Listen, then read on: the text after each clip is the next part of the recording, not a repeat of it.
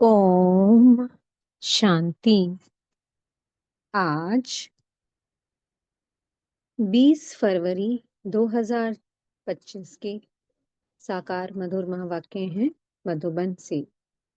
आज मीठे बाप दादा जी ने कहा, मीठे बच्चे, अब विकारों का दान दो तो ग्रहण उतर जाए और ये तमो प्रधान दुनिया सतो प्रधान बने। क्योंकि जो सतो प्रधान दुनिया है वो है संपूर्ण निर्विकारी दुनिया, वहां कोई विकार नहीं। तो ये विकार हमें दान करने होते हैं संगम पर, बाबा की श्रीमत पर। जब संगम पर हम विकारों का दान देते हैं तब हम उस सतो प्रधान दुनिया में जाते हैं। प्रश्न है, तुम बच्चों को किस बात से कभी भी तंग नहीं होना चाहिए? उत्तर है, तुम्हें अपनी लाइफ से कभी भी तंग नहीं होना चाहिए, क्योंकि ये हीरे जैसा जन्म गाया हुआ है। इनकी संभाल भी करनी है। तंदुरुस्त होंगे तो नॉलेज सुनते रहेंगे। यहाँ जितना दिन जिएंगे कमाई होती रहेगी, हिसाब किताब चुकतू होता रहेगा। गीत चला है, ओम नमो शिवाय। ओम शांति। आज गुरुवार है। तुम बच्चे कहेंगे सत गुरुवार, क्योंकि सत्यों की स्थापना करने वाला भी है। सत्य नारायण की कथा भी सुनाते हैं। प्रैक्टिकल में कौन सुनाते हैं सत्यनारायण की कथा? सत सत हमारे शिव बाबा हमें सुना रहे हैं। नर से नारायण बनाते हैं। गाया भी जाता है, सर्व का सदगति दाता। फिर वृक्षपति भी है। ये मनुष्य सृष्टि का झाड़ है जिसको कल्प वृक्ष कहते हैं। कल्प कल्प अर्थात 5000 वर्ष बाद फिर से हूबहू रिपीट होता है। झाड़ भी रिपीट होता है ना। फूल 6 मास निकलते हैं, फिर माली लोग जड़ निकाल रख देते हैं, फिर लगाते हैं तो फूल निकल पड़ते हैं। अब ये तो बच्चे जानते हैं कि बाप की जयंती भी आधा कल्प मनाते हैं, आधा कल्प भूल जाते हैं। भक्ति मार्ग में आधा कल्प याद करते हैं। बाबा कब आकर के गार्डन ऑफ फ्लावर्स स्थापन करेंगे? दशाएं तो बहुत होती है ना। बृहस्पति की दशा भी है, उतरती कला की भी दशाएं होती हैं।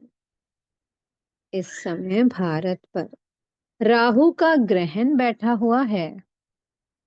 चंद्रमा को भी जब ग्रहण लगता है तो पुकारते हैं, दे दान तो छूटे ग्रहण। अब बाप भी कहते हैं, ये 5 विकारों का दान दे दो तो छूटे ग्रहण। अभी सारी सृष्टि पर ग्रहण लगा हुआ है, 5 तत्वों पर भी लगा हुआ है, क्योंकि तमो प्रधान है। हर चीज नई फिर पुरानी जरूर होती है। नई को सतो प्रधान और पुरानी को तमो प्रधान कहते हैं। छोटे बच्चे को भी सतो प्रधान महात्मा से भी उच्च गिना जाता है, क्योंकि उनमें 5 विकार नहीं रहते। भक्ति तो सन्यासी भी छोटेपन में करते हैं। जैसे राम तीर्थ श्री कृष्ण का पुजारी था, फिर जब सन्यास लिया तो पूजा खलास। सृष्टि पर पवित्रता भी चाहिए ना। भारत पहले सबसे पवित्र था, फिर जब देवताएं वाम मार्ग में जाते हैं तो फिर अर्थक्वेक आदि में सब स्वर्ग की सामग्री सोने के महल आदि खलास हो जाते हैं। फिर नए सिर बनने शुरू होते हैं। डिस्ट्रक्शन जरूर होता है। उपद्रव होते हैं जब रावण राज्य शुरू होता है। इस समय सब पतित हैं। सतयुग में देवताएं राज्य करते हैं। असुरों और देवताओं की युद्ध दिखाई है। परंतु देवताएं तो होते ही हैं सतयुग में। वहां लड़ाई हो कैसे सकती है? संगम पर तो देवताएं होते नहीं। तुम्हारा नाम ही है पांडव। पांडव कौरवों की भी लड़ाई होती नहीं। ये सब है गपोड़े।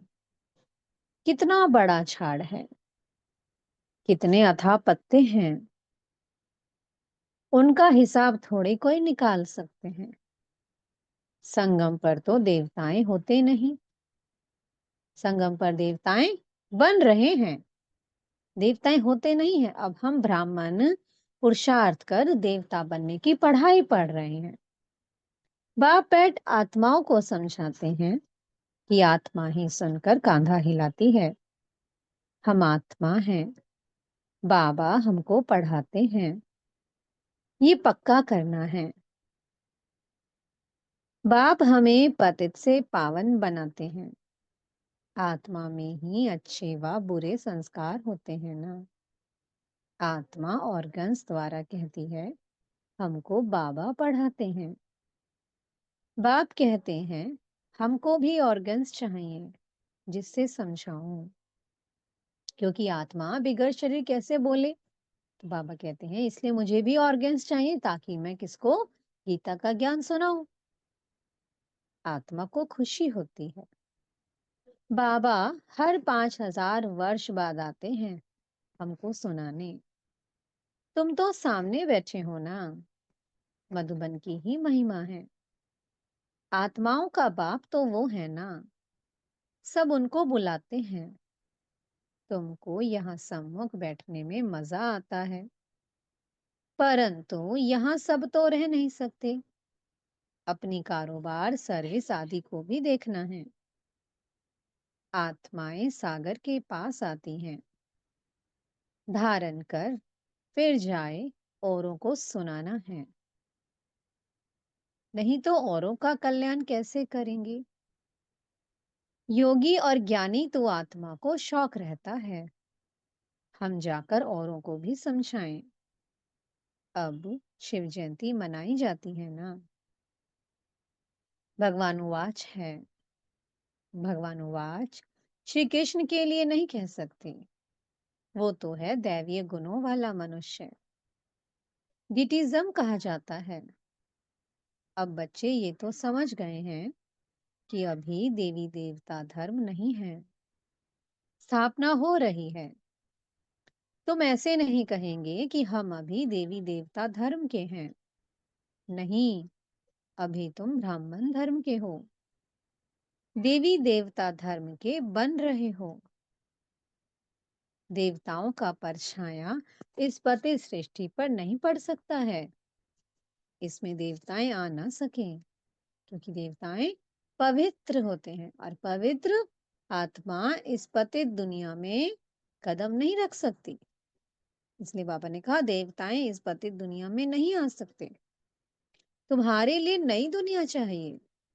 लक्ष्मी की भी पूजा करते हैं तो घर की कितनी सफाई कर देते हैं। अब इस सृष्टि की भी कितनी सफाई होनी है। सारी पुरानी दुनिया ही खत्म हो जानी है। लक्ष्मी से मनुष्य धन ही मांगते हैं। लक्ष्मी बड़ी या जगदम्बा बड़ी? अम्बा के मंदिर भी बहुत हैं। मनुष्यों को कुछ भी पता नहीं है। तुम समझते हो लक्ष्मी तो स्वर्ग की मालिक और जगदम्बा, जिसको सरस्वती भी कहते हैं, वही जगदम्बा फिर ये लक्ष्मी बनती है। तुम्हारा पद उच्च है, देवताओं का पद कम है। तो ब्राह्मण देवताओं से भी ऊंचे हैं। बाबा ने बिल्कुल क्लियर कह रहे हैं, तुम्हारा पद बहुत ऊंचा है और देवताओं का तुमसे कम है। ऊंचते ऊंच तो ब्राह्मण चोटी है ना, तुम हो सबसे ऊंच। तुम्हारी महिमा है सरस्वती, जगत अम्बा। उनसे क्या मिलता है सृष्टि की बादशाही। वहां तुम धनवान बनते हो, विश्व का राज्य मिलता है। फिर गरीब बनते हो, भक्ति मार्ग शुरू होता है। फिर लक्ष्मी को याद करते हैं, हर वर्ष लक्ष्मी की पूजा भी होती है। लक्ष्मी को हर वर्ष बुलाते हैं, जगदम्बा को कोई हर वर्ष नहीं बुलाते हैं। जगदम्बा की तो सदैव पूजा होती ही है। जब चाहें तब अब्बा के मंदिर में जाएं। यहाँ भी जब चाहो जगदम्बा से मिल सकते हो। तुम भी जगदम्बा हो ना, सबको विश्व का मालिक बनने का रास्ता बताने वाले हो।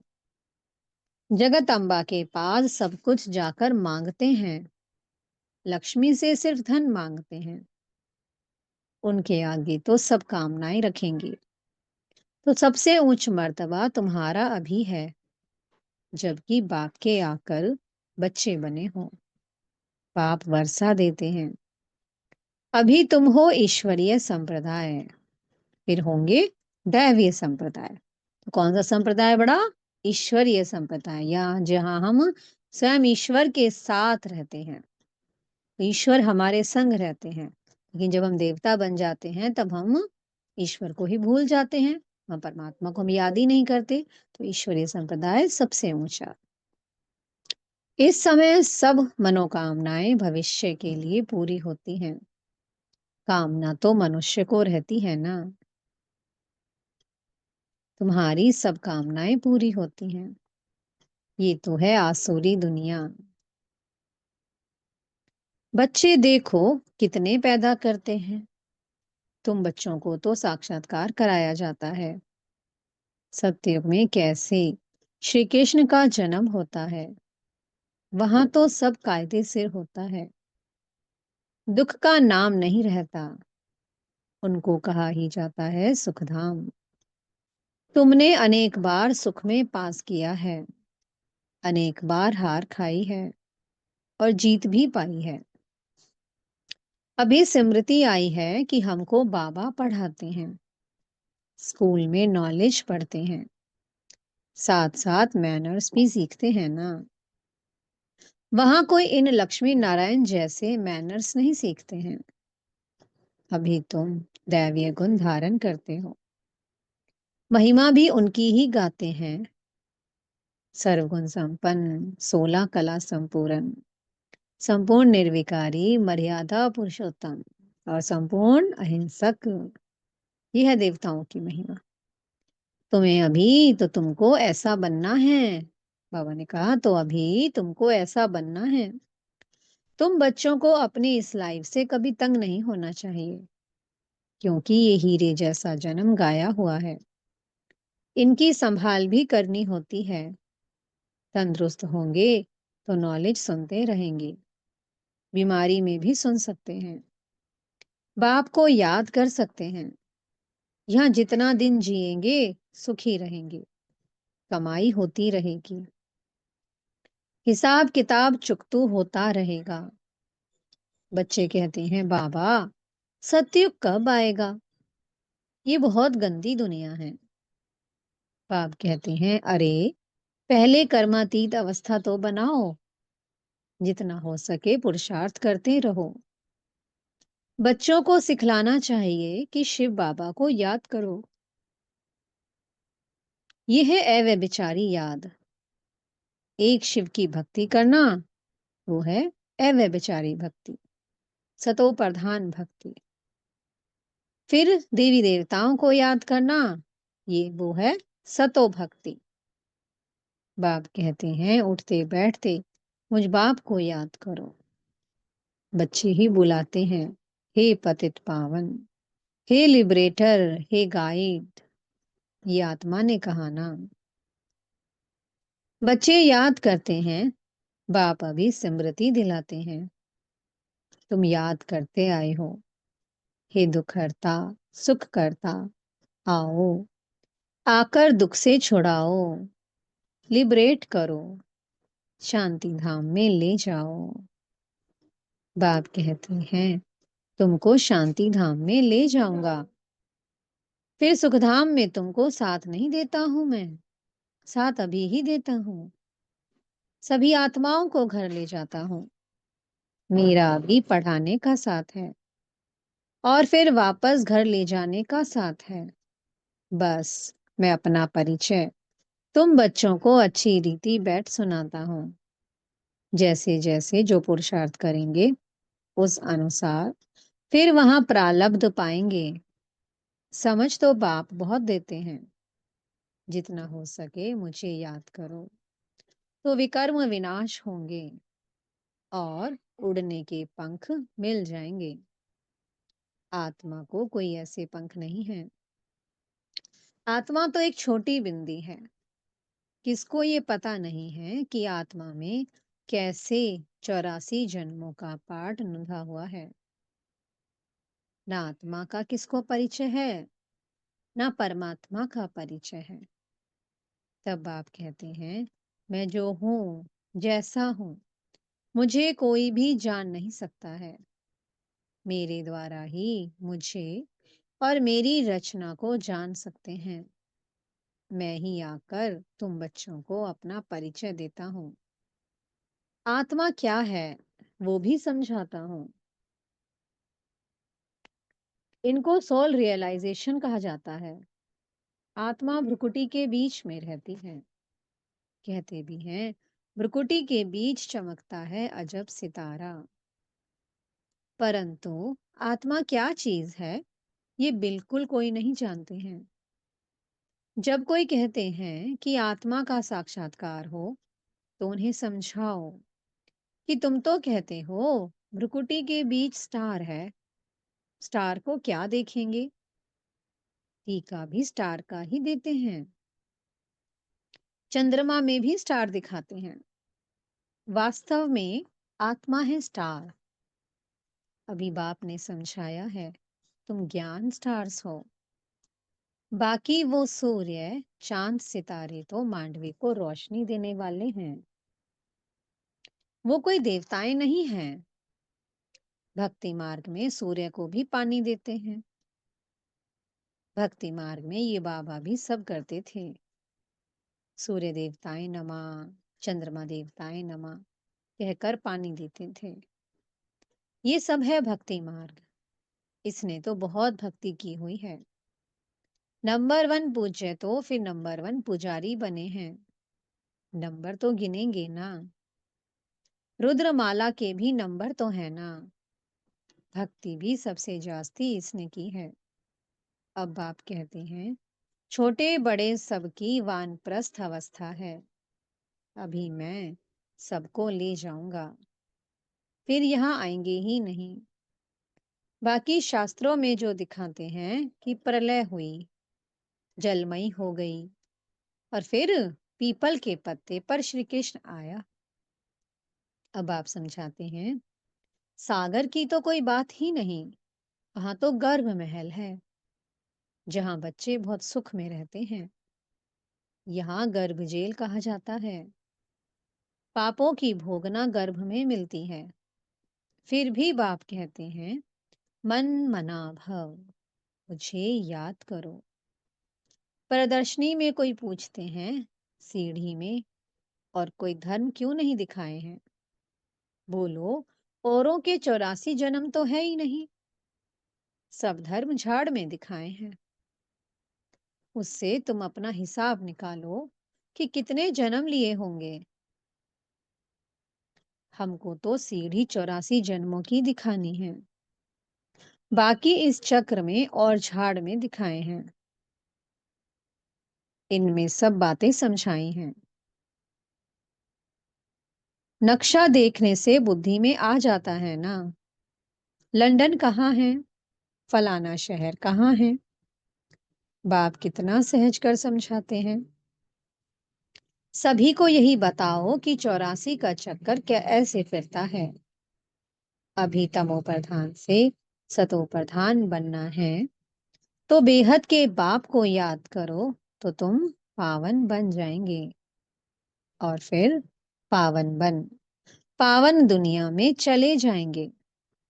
कोई तकलीफ की बात नहीं है। जितना समय मिले बाप को याद करो तो पक्की टेव पड़ जाएगी। बाप की याद में तुम दिल्ली तक पैदल जाओ तो भी थकावट नहीं होगी। सच्ची याद होगी तो देह का भान टूट जाएगा, फिर थकावट हो नहीं सकती। पिछाड़ी में आने वाले और ही याद में तीखे जाएंगे। अच्छा, मीठे मीठे से की लधे बच्चों प्रति माता पिता बाप दादा का याद प्यार और गुड मॉर्निंग। रूहानी बाप की रूहानी बच्चों को नमस्ते। हम रूहानी बच्चों की मीठे रूहानी बाप दादा जी को बहुत बहुत याद प्यार, गुड मॉर्निंग और नमस्ते। धारणा के लिए मुख्य सार है। पहला पॉइंट, एक बाप की अव्यभिचारी याद में रह देभान को खत्म करना है। अपनी कर्मातीत अवस्था बनाने का पुरुषार्थ करना है। इस शरीर में रहते अविनाशी कमाई जमा करनी है। दूसरा पॉइंट है, यानी तो आत्मा बन औरों की सर्विस करनी है। बाप से जो सुन उसे धारण कर दूसरों को सुनाना है। 5 विकारों का दान दे राहु के ग्रहण से मुक्त होना है। मीठे सतगुरु जी वरदान दे रहे हैं। एक मत और एक रस अवस्था द्वारा धरनी को फलदायक बनाने वाले हिम्मतवान भव। जब आप बच्चे हिम्मतवान बनकर संगठन में एक मत और एक रस अवस्था में रहते व एक ही कार्य में लग जाते हो तो स्वयं भी सदा प्रफुल्लित रहते और धरनी को भी फलदायक बनाते हो। जैसे आजकल साइंस द्वारा अभी अभी बीज डाला और अभी अभी फल मिला, ऐसे ही साइलेंस के बल से सहज और तीव्र गति से प्रत्यक्षता देखेंगे।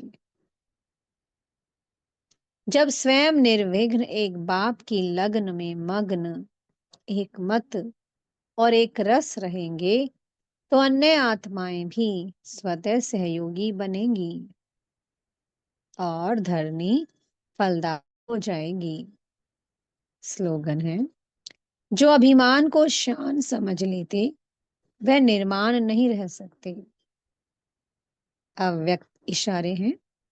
एकांत प्रिय बनो, एकता और एकाग्रता को अपनाओ। एकांतवासी और रमणीकता, दोनों शब्दों में बहुत अंतर है, लेकिन संपूर्णता में दोनों की समानता रहे। जितना ही एकांतवासी उतना ही फिर साथ साथ रमणीकता भी हो। एकांत में रमणीकता गायब नहीं होनी चाहिए, दोनों समान और साथ साथ रहें। अभी अभी एकांतवासी और अभी अभी रमणीक। जितनी गंभीरता उतना ही मिलनसार भी हो। मिलनसार अर्थात सर्व के संस्कार और स्वभाव से मिलने वाला। ओम शांति। बहुत बहुत शुक्रिया प्यारे प्यारे हमारे मीठे मीठे बाप दादा जी का। ओम शांति।